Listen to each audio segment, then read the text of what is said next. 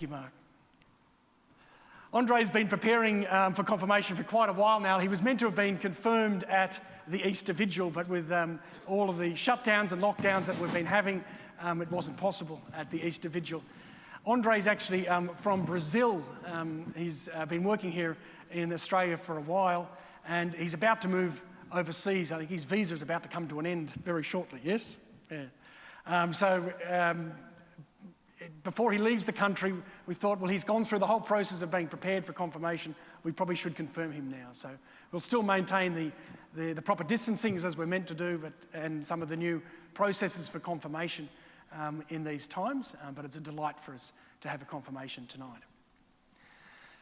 The gospel tonight is a very famous gospel, the gospel of the road to Emmaus. Today, as you can see directly behind me, is a reminder that today is also Anzac Day. For a number of years, I served as a chaplain with the Australian Army. And one thing I've learnt over the years is that in some situations, especially during times of war or when people become a little afraid, there is perhaps a very common human reaction is to run away, is the flight away. We get scared and we want to run away from danger. And at times of war, and even amongst some of those who served during World War I, if you read some of the history, there are stories of some of the Anzacs who were hugely courageous, who went into war knowing that they more than likely would lose their life. But there's also stories of some others who wanted to run away, who wanted to desert when the going got tough. And that's part of the human reaction. We all might have that reaction at different times as well. And what's happening in the gospel here is quite interesting. You've got Cleophas and his friend have been in Jerusalem. They've been friends, they've been disciples, friends of Jesus and disciples of the Lord. They had heard that Mary Magdalene had gone to the tomb. They had heard that Peter and John had gone as well. And Mary Magdalene and others had said Jesus is risen. These two people in the gospel today were afraid. And they decided to turn their back upon Jesus, turn their back upon the resurrection, and to turn their back on the community. And they decided to get up and leave, to just get on with their life, and to go away from becoming believers of Jesus Christ.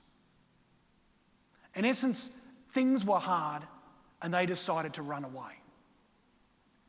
Throughout the Gospels, especially in Luke's Gospel, there is two main directions that are happening. This is quite interesting. We're either going in and around Galilee, or people are heading towards Jerusalem.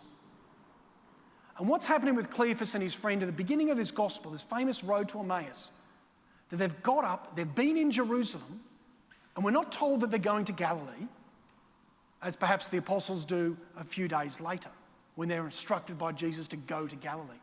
Cleophas and his friend have got up, they've left Jerusalem, and they're heading to Emmaus. Emmaus is a Greek word that refers to warm, that means warm springs. Some of the early church fathers interpreted Emmaus as being a bit of an image of a place where things start to get hot. Perhaps an image of evil, or even the place of hell. That they were going away from Christ, they were going away from the resurrection because they were afraid. And we can all do this at times as well. We know that some of those who've served in war have run away because they've been afraid. They've deserted, and sometimes have got into great strife and trouble if you've been a soldier who gets up and leaves. But what Jesus does is such an act of mercy. Even though these two have abandoned the community, have refused to believe in the resurrection, and have decided to literally get up physically and to walk away, Jesus goes after them. It's quite interesting. Jesus doesn't want them to give up. Jesus doesn't want them to go down the path of darkness and allow the darkness to destroy them. So Jesus goes after them. He starts to talk with them. He starts to converse with them. And they start to study the scriptures. And Jesus breaks open the scriptures about how God has a path, has a plan for humanity, has a plan of redemption for humanity. And then they eventually get to this town. They feel like that Jesus maybe wants to go on further. And they invite Jesus into their home. They then break the bread in the same way that Jesus had done at the Last Supper, in the way that Jesus had done on a number of occasions, the feeding of the 5,000 and others. And then the light goes on in their brains. They realise it's Jesus. Jesus has come after them, even though they've deserted the community, even though they turn their backs on the community. And then they realise they're in the wrong place. Where they should be is back in Jerusalem, back with the community, back proclaiming the resurrection. Today, Andre, you'll be confirmed. And part of the challenge, but also the invitation of confirmation, is to be courageous. And I know you're a courageous man. You've moved from one country to another, and now you're about to move to another country again. As Christians, we're called to be courageous. At times, we might be like those who get a little bit afraid and we want to run away. We're called not to be deserters. When we do become deserters, and we all do that through sin, Jesus comes after us. He wants us to give us hope. So be courageous in proclaiming Jesus Christ. Know where your heart is. Your heart's with Jesus Christ, which is a fantastic thing.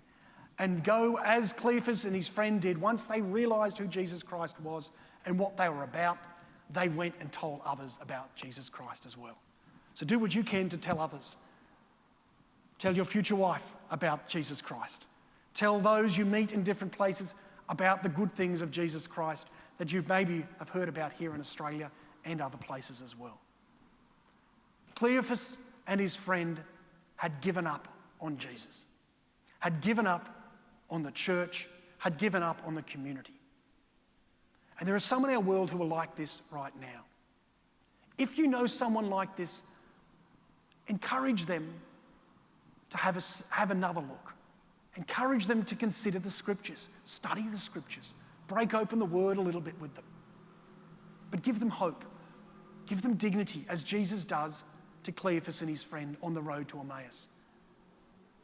And as they then come to recognise Jesus, they'll realise where they're meant to be. Not in isolation from the community, but together with the community. Let's today give glory, let's give praise to God for the way the Holy Spirit works in each person's life. How God doesn't allow us to sort of just disappear, to turn our back on the community. God goes after us. Let's give praise to God for what He's doing at this time.